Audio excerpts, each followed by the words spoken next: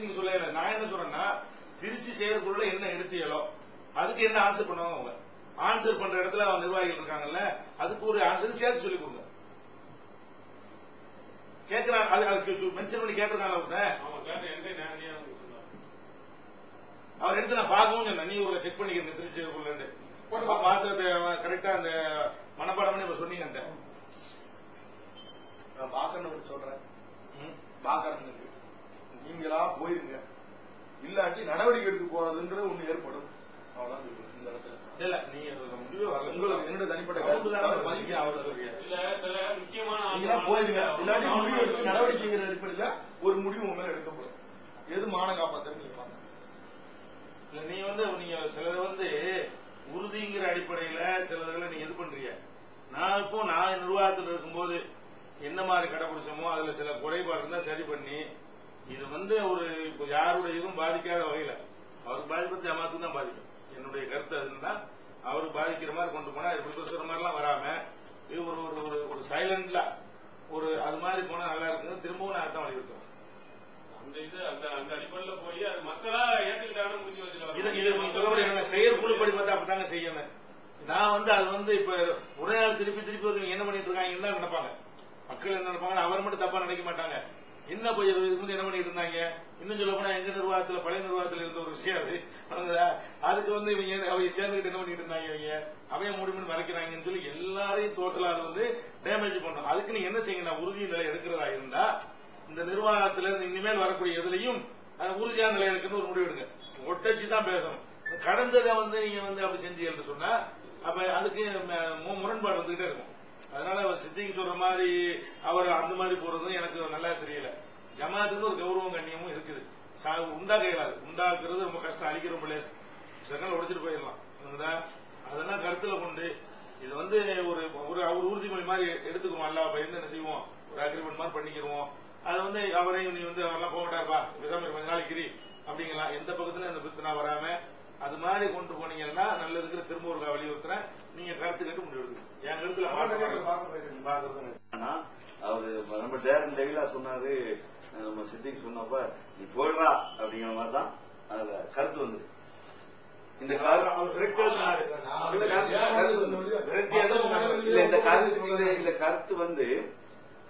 என்னை பொறுத்த மாட்டேன். இந்த தம்பி பொருளாதார தம்பி சொல்றப்ப கூட ரொம்ப ஸ்ட்ராங்கா அப்படி சொன்னார்.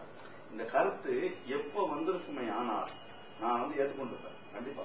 ஒரு கருத்து எப்ப வந்திருக்கணும்னா முதல்ல இந்த பிரச்சனை வருகின்ற போதே இந்த மாதிரி தனித்து என்ற ரீதியில இந்த மாதிரி பிரச்சனைகள் இருக்குது அப்படிங்கிற ரீதியில வறுமையானால் கண்டிப்பாக நானும் தனித்துங்கிற ரீதியில அந்த முடிவு எடுக்கலாம். நான் தனித்து இல்லைங்கிறதுக்கு என்கிட்ட 2 சாட்சி அவர் மறுக்கிறாரு, நான் என்கிட்ட 2 சாட்சி வச்சிருக்கேன். என்கிட்ட 2 சாட்சிகளை கொண்டு ப்ரூவ் பண்ணா நான் தனிச்சு இல்லை. ஒண்ணு. ரெண்டாவது, அந்த டோர் எப்பவும் திறந்துருக்கும், மூடியே இருக்காது. மூடி இருக்கிறதுக்கான வாய்ப்பு. இப்பதான் டோர் க்ளோசர் போட்டிருக்கீங்க, இப்பதான் ஏசி போட்டிருக்கீங்க. அப்ப தெரியாது எனக்கு. நான் ஏசி போட்டிருக்கேன், டோர் க்ளோசர் போட்டேன்னு நினைக்கிறேன். ஏன்னா நான் திறக்கிறப்ப திறந்துட்டு தான் போக முடியுதே தவிர எப்பவும் திறந்து இல்லை. அந்த டோர் மூடித்தான் இருக்குது. அந்த மாதிரி இருக்குது. ஒண்ணு. இரண்டாவது, தனித்து என்ற ரீதியில சுத்தி சுத்தி சுத்தி சுத்தி சுத்தி அங்கதான் இப்படித்தான் நிக்குமே. ஆனால் அப்ப என்னங்கிறது, நோக்கம் என்னங்கிறதும் அதனுடைய செயல்பாடு என்னங்கிறதும் ரொம்ப தெளிவா தெரியுது. அது நான் அப்படித்தான் நினைக்க தோணுது. ஏன்னா நான் பாதிக்கப்பட்டவங்க ரீதியில நான் தான் நிக்கிறேன். என்னடா நான் ஹாமின்னு சொன்னது அத்தனையும் உண்மையானதுதான், அதுல எந்த விதமான இதுவும் இல்லை. பலது பேசி முடிக்கப்பட்ட அவர் சித்திக்கு சொல்றப்ப சொன்னார், பல பேசி முடிக்கப்பட்ட விஷயங்கள் மீண்டும் கிளறப்படுகிறது, மீண்டும் துருவப்படுகிறது, மீண்டும் சொல்லப்படுகிறது அப்படின்றார். அதே மாதிரி தௌஃபீக் சொன்னாரு, எதை ஆதாரம் கொடுப்பதாக இருந்தாலும் இங்க இருந்து ஆதாரம் கொடுக்கணுன்றத மிக தெளிவாக சொன்னாரு. நான் அதனால அவர் ஆமியும் அதுல தெளிவா ஒரு வார்த்தை அழகா எழுதியிருக்கிறார். மக்கள் மன்றத்தில் சந்திக்க தயார்ன்ற மக்கள் மன்றத்தில் தான் நான் சந்திப்பேன். நானும் இன்ஷா அல்லாஹ் பொதுக்குழு கூட்டணி ஆமியும் வரட்டும். யார் யார் ஆதாரங்கள், நிர்வாகிகள், பழைய நிர்வாகி, புதிய நிர்வாகி, யார் யார் என்னென்ன ஆதாரங்கள் உண்டோ அத்தனையும் கொண்டு வாங்க. அல்ஹம்துலில்லாஹ், பரவாயில்லை. மக்களால் நிராகரிக்கப்பட்டு போறதுங்கிறது வேற. ஏன்னா இப்ப நான் ஒரு குற்றவாளியா போய் நான் தள்ளி போய்க்கிறேன் அப்படின்னா இந்த குற்றத்தை எல்லாம் நான் ஒத்துக்கொண்டு நான் வெளியில போறேன். நான் தனித்து இல்லாத ஒரு விஷயத்துல, நான் தனித்து நிக்க முடியாத ஒரு விஷயத்துல திருப்பி அண்ணன் சொன்னாங்க, நீங்க அவங்களுக்கு உதவி செஞ்சிருக்கீங்க. நான் உதவி அவங்களுக்கு மாத்திரம் இல்லை, தமிழ்நாட்டுல யாரு கேட்டாலும் யாருக்கு வேண்டாலும் செஞ்சிருக்கிற முகத்தை கூட நான் பார்த்தேன். இல்ல முகம் இல்லைன்னு தெரியாது. ஆனால் வந்து பொதுக்கள் போன பிரச்சனையில வர்றப்ப கூட இதே சகோதரி ஷக்கீலாவை கூட்டிக்கிட்டு நம்ம மாசாவுடைய அப்போ இந்த கார்டன் அவங்க நாச்சியார் அவங்க வர்றாங்க. வந்தப்ப வந்து இந்த அம்மா உட்காந்து போன அழுது தயவுசெய்து எந்திரிச்சு போங்கம்மா, எந்திரிச்சு கிளம்புங்க, நீங்க என்ன அழுதுட்டு இருக்கீங்க, ஏன் அழுவுறீங்க, என்ன பிரச்சனை அப்படின்னு கேட்கிறப்போ சகோதரர் தௌஃபிக் அந்த அம்மா சொல்றாங்க. சகோதரர் தௌஃபிக்க அந்த அம்மா சொல்றாங்க, நான் உள்ள ஒண்ணு அண்ணன் சொல்றேன், அண்ணன் தௌஃபிக்கு கல்யாணம் முடிச்சு வேணுமா, அண்ணன் போ எந்திரிச்சு முதல்ல வெளில போ அப்படின்னு சொல்லி நான் அனுப்புறேன். அனுப்புனதுக்கு அப்புறம் இந்த அம்மா அந்த ஏரியாவில் அந்த தண்டையார்பேட்டை ஏரியாவில் போய் நம்ம பசங்க மாசாவில் வந்து உஸ்தாதா இது பண்ணுது, நிறைய நல்லது பண்ணுது அப்படிலாம் சொல்லிட்டு ஒரு தடவை பஞ்சாயத்து என்ன வருது, தமுக இதுக்கு போறாங்க அப்படின்னு பஞ்சாயத்து வர்றப்பதான் நான் திருப்பி அவங்கள ஒரு தடவை கண்டிச்சேன். அந்த பிள்ளைங்க நம்ம பசங்க வந்து சொல்றப்ப நான் திருப்பி கண்டிச்சேனே தவிர நான் உதவி பண்ணிருக்கேங்கிறத நான் மறுக்கல, இது பண்ணுங்கிறத மறுக்கல. ஆனால் இந்த குற்றச்சாட்டுகளுக்கு எல்லாம் காரணமாக எது இருக்கும் என்பதற்கு நான் சொல்லக்கூடிய காரணம், கடைசியில இவர் ஜாபர் கேட்கிறாரு, சகோதரர் நினைத்திருந்தவர் என்னை தந்தையாக நினைத்திருந்தவர் என்னை இப்படி பண்ணிட்டாரு, அநியமா சொல்லல, நான் அவரை லவ் பண்ணேன் அப்படின்னா லவ் பண்ண. அது மாத்திரமல்ல, இப்ப வந்திருக்கக்கூடிய நிலை அவர்களை பத்தி நான் சொல்ல அது இப்பவும் நான் சொல்றேன், ஒரு பெண் என்ற நிலையில இருந்து தான் நான் எதையுமே பாக்குறேன். அந்த பெண்ணுக்கு நாளைக்கு நல்லது கெட்டதுங்கிறத நான் பார்ப்பேன் என்னுடைய பார்வையில. அதை நீங்க என்ன வேணாலும் சொல்லிக்கிறீங்க, அல்லாஹ் போதுமானவன், நான் அப்படித்தான் ஒவ்வொன்றையும் பார்ப்பேன்.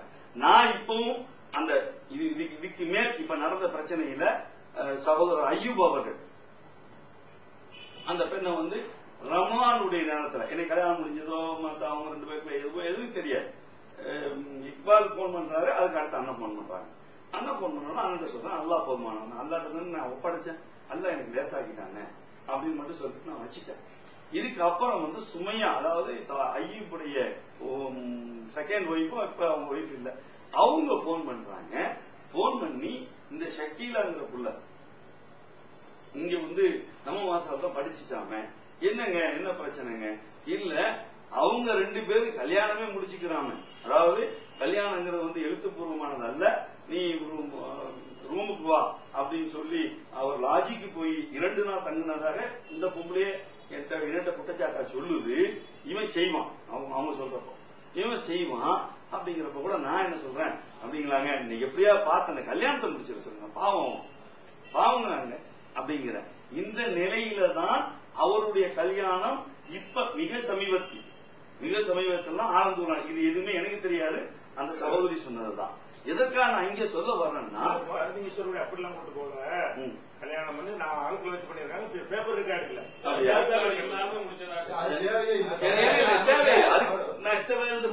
அதுக்கு நான் சொல்ல வரல. ஏன்னா அதுல அந்த சொல்றது புருஷனுக்கு எதிராக தலாக் விடப்பட்ட மனைவி புருஷனுக்கு எதிராக சொல்றது இல்ல, அது இன்னொரு நிலையில இருந்து நான் என்ன சொல்றேன்னா, அவங்க தோழிமாட்ட சொன்னாங்களாம், என்ன ஏதாவது நான் பாக்கற மேல இது பண்ணத நீ வெளியில சொல்லக்கூடாது, அவங்க சொன்னது வெளியில சொல்லக்கூடாது. அந்த 2 தோழி அவங்களுடைய இவங்கள்ட்ட சொல்லியிருக்கிறாங்க இப்படிங்கிற நியூஸும். நான் என்ன கேட்கிறேன், இப்போ யாரு கிடைத்தால் போதுங்கிற ரீதியில இவர்கள் என் மீது, ஏன்னா நீங்க இணக்கமா இருந்தவங்க தானே, அதனாலதான் நீங்க அவனால உங்க மேல வேணும்னு குற்றச்சாட்டு வைக்க முடியாதுங்கிறாங்க இல்லையா. இப்படி குற்றச்சாட்டு வைத்தால் ஜமாத் என்ன முன் வரும் என்றால், ஏங்க எப்படியா வேணத்தை முடியுங்க, ஏங்க இதே கேள்வி வந்து சகோதரர் சுலைமான் அவர்கள் கேட்டாங்க, ஏன் உங்கள்ட்ட உள்ள வசதிக்கு நீங்க ஒரு கல்யாணம் முடிக்கலாம் அப்படின்னு கேட்டாரு என்கிட்ட கேட்டாரு. நான் அப்படி தேவை உள்ளவனா தான் கண்டிப்பா கல்யாணம் முடிச்சுக்கிறவங்க யாரும் எனக்கு தடுக்க முடியாது. ஏனென்றால் என்னுடைய என்ன மான் பண்றதுக்கோ என்ன இது பண்றதுக்கோ அல்லாஹ் போதுமானவன், அல்லாஹ் தான் தந்திருக்கிறான். எனக்கு தேவையா இருந்தா தான் நான் செய்ய முடியுங்கன்னு நான் சொன்னேன். எதுக்காக நான் சொல்ல வரேன்னா, இதை பழி போட்டால் இந்த மாதிரி வரும் என்கிற ரீதியில தான் இது செய்யப்பட்டுச்சு அப்படிங்கறதுதான். 2வது கூட அடுத்து அன்வர் பாய் இடத்துல பேசுகின்ற போது சுலைமான் அவர்கள் வந்து சொல்றாங்க, ஐயப்பு தூண்டி விட்டானாங்க, ஐயப்பு தூண்டி விட்டுதான் உங்க மேல அப்படிலாம் வந்துச்சோ அப்படிங்கிறாரு. நான் சொன்னேன், தயவு செய்து சுலைமான் அப்படி குற்றச்சாட்டாங்க, யாரையும் குற்றச்சாட்டுவான், நம்ம ஏன் யாரையும் குற்றச்சாட்டுவான, நன்மையா நினைச்சிட்டு போவோம். இதே சுலைமான் அவர்கள் இருக்கிறாங்க. நான் எல்லாத்தையும் ஏனென்றால் எனக்கு வந்து உண்மையிலேயே நீங்க அல்லாஹ் போதுமான இந்த ஜமாத்தினுடைய நன்மை மட்டும்தான் என்ன நான் கருத்துல கொண்டதுனாலதான் எத்தனையோ பிரச்சனைகள், எத்தனையோ பிரஷர் வந்துச்சு, எப்படி எப்படிலாமோ வந்துச்சு, எப்படி எப்படிலாமோ கேட்டான், எப்படி எப்படிலாமோ ஒவ்வொருத்தம் துபாயில இருந்து போன் போட்டு அத்தனை பேரும் அப்படி எப்படி கேட்டான். அப்படியும் கூட நான் சும்மா தான் இருந்தேன், பொறுமைதான் காத்தேன். நான் பொறுமைதான் காத்திருக்கிறேன். ஏன்னா என்னுடைய ஜமாத்துடைய நன்மை எனக்கு முக்கியம். நான் சொல்ல வருவது, நான் செய்யலைங்கிறத நான் அறுதியிட்டு உறுதியாகும், அதே நேரத்தில் நான் தனிமையை இல்லைங்கிறதை உங்கள்கிட்ட நான் பதிவு செஞ்சுட்டேன். பதிவு செய்த பின்பும் அதை ஏற்றுக்கொள்ள நீங்க தயாரா இல்லைங்க, நீங்க முடிவு பண்ணுங்க இன்ஷா அல்லாஹ். ஆனால் ஹமீம் இப்ராஹிமுடைய லெட்டர் தாமதப்பட்டதுக்கு ஒரே ஒரு காரணம் தான், ஒரே ஒரு காரணம். நான் மனுஷன், ஏன்னா ஹாமீம் கூட அதிகமா பழகினேன், ஹாமீம் கூட அதிகமா எப்படி ஜமால் அவர்கள் எனக்கு எப்படியோ அந்த மாதிரி ஹாமீமும் அங்க போனா எங்களோட ரொம்ப நெருக்கமா இருக்கக்கூடிய ஒரு சகோதரர். பல தடவை ஏன்னா ஒரு போன மேல நம்ம போயிருக்கோம்னா ஒரு 6 மாசம் இருக்குமா, ஒரு வருஷம் வைங்க, 6 மாசத்துக்கு 8 மாசத்துக்கு முன்னாடி அப்படித்தானே அர்த்தம். ஏப்ரல்ல போயிருக்கிறோம், ஏப்ரல்ல கூட இப்படி எந்த குற்றச்சாட்டையும் என் மீது வைத்து கேட்கல. அவரு ஏன்னா பளிச்சுன்னு கேட்கக்கூடிய ஆள், எந்த அளவுக்கு பளிச்சுன்னு கேட்கக்கூடிய ஆளுன்னா, அண்ணன் அந்த போன பிரச்சனைகளை நான் துபாயில இருக்கிறப்ப அண்ணன் போன் போட்டு சொல்லி இருக்கிறாங்க. போன் போட்டு சொல்றப்ப அண்ணன் நான் இப்பவும் சொல்றேன், எப்பவும் சொல்றேன், எனக்கு குற்றச்சாட்டு என்று நேரடியாகப்பட்டால் நான் அண்ணன் நேரடியாக சொல்லியிருக்கிறேன். நான் ஒளிச்சு மாசுலாம் நான் வச்சதே கிடையாது, நான் பின்னாடி போய் சொல்ல மாட்டேன், எனக்கு அது பிடிக்காது. நேரடியா நான் சொல்லியிருக்கிறேன், இந்த மாதிரி பிரச்சனைகள் வருகின்ற போதும் நேரடியா நான் சொல்லியிருக்கிறேன். அப்ப கூட அவங்க நல்ல அவரை கொஞ்சம் சரி பண்ணுங்கம்மா, கொஞ்சம் ஆள் ஆசுவாசப்படுத்துங்கம்மா அப்படிங்கிற மாதிரி சொல்லி அவர் வாலண்டியராவே என்கிட்ட டெய்லி பேசிட்டு இருப்பார், டெய்லி என்கிட்ட பேசுவார், டெய்லி எல்லாமே இது பண்ணுவார். அப்படிப்பட்ட ஒரு சகோதரர். அப்ப அப்படிப்பட்ட சகோதரர் இப்படி பாரதூரமாக கொண்டு வர்றாரு என்றால், அப்ப நான் என்னுடைய நிலையில இருந்தா நான் யோசிச்சேன்.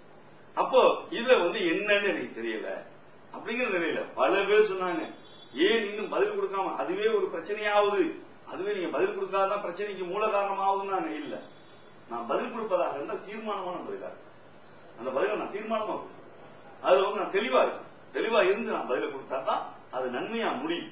இல்லைன்னா இது எடுத்தேன் கவிழ்த்தேங்கிற மாதிரி போயிடக்கூடாது.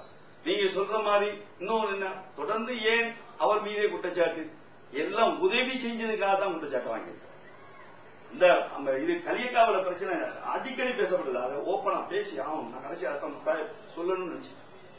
கலியக்காவில 2வது நாள் என்ன நினைக்கிறேன், 2வது நாள் அன்னைக்கு நான் சகோதரர் சித்திக்கு அந்த கார் டிரைவர், அன்றைக்கு இருந்த நம்ம ஆபீஸ்ல இருந்த டிரைவர், அவன் முதல்ல ஆபீஸ்ல இருந்தா, அப்புறம் நம்மள்கிட்ட இருந்தான் அந்த பையன், அவன் பேர் பரங்கி பேருக்காரன், அவன் ஞாபகத்துல வரல எனக்கு. அவன் மொய்தீன், இவர்கள் எல்லாருமே நாங்க குளிக்க போறோம். திருப்பரப்புங்கிற ஒரு இதுல போய், இந்த ஃபால்ஸ்ல போய் குளிக்க போறோம். குளிச்சுட்டு எல்லாருமே அங்க டிஃபன் பண்ணிட்டு நாங்க திருப்பி வர்றப்ப 10 நிமிஷமோ என்னமோ லேட் ஆயிடுச்சு. பூட்டிட்டாங்க, என்ன அடிச்சு பிடிச்சு வந்தோம், பூட்டிட்டாங்கிற நிலையிலதான் நான் இவரை கூப்பிடுறேன். அப்ப இவர் யார் நிக்கிறாரு, இன்னொரு ஆளு நம்ம வேலூர் இப்ராஹிம் நிக்கிறாரு வெளியில. நான் கூப்பிடுறேன், எங்க நாகர்கோவில் போயிட்டு வருவாங்க, இந்த மாதிரி ஒரு பையன் ஒருத்தன் இருக்கிறான், அவனை பார்த்துட்டு வருவாங்க. இந்த பையன் சஹாப்தீனுடைய பையங்கிறது எனக்கு தெரியும். சஹாப்தீனுடைய ஒய்ஃப் என்கிட்ட உதவி கேட்டு தான் போன் பண்ணாங்க. உதவி கேட்டு போன் பண்ண ரீதியில அவர்களுக்கு எந்த அளவுக்குன்னா, சைஃபுல்லா அவர்களிடம் 15,000 ரூபாய் கடன் வாங்கி, அந்த கடன் வாங்கி வச்சிருக்கிறதாவும், இதற்காக நீங்க ஏதாவது உதவி செய்யுங்க, ஏன்னா இந்த பையனுடைய ஆபரேஷன் விஷயமா நிறைய கடன் பட்டிருக்கிறோம் அப்படின்னு சொல்றப்ப, நீங்க யாருன்னு தெரியலமா, நீங்க நம்ம நிர்வாகியுடைய இதுங்கிறீங்க, உங்க ஹஸ்பண்ட் எனக்கு பேச சொல்லுங்க. அப்ப சஹாபி என்கிட்ட பேசுறாரு. அப்படி நான் ரூபாய அந்த நேரத்தில் நான் ஒரு 15,000 ரூபாய் நினைக்கிறேன், என்னுடைய அவசரத்துக்கு சரியா இருந்தா அனுப்பிவிட்டப்ப இப்ப இவ்வளவு தூரம் வந்திருக்கோம், போய் பாப்போங்கிற ரீதியில தான் நான் நாகர்கோவில் பக்கமா போறீங்க, நான் என்ன கொண்டு பஸ் ஸ்டாண்ட்ல விடுங்கன்றாரு. அவரை கொண்டு போய் பஸ் ஸ்டாண்ட்ல விட்டுட்டு நான் டிரைவர் போறது ஆல் 6 வண்டியில தான் போறேன், நடந்தோ இது பண்ணியோ போகல. வண்டியில போறப்ப இடலா குடிக்கிற அந்த ஏரியாவுக்கு போக தெரியல எனக்கு. அவங்களுக்கு போன் பண்ணி கேட்கிறப்ப அவங்களுடைய மகளா, அவங்க ஒரு 10-12 வயசு இருக்கும், அந்த மகளை அனுப்பிதான் என்னை வண்டியை கூட்டு போறாங்க.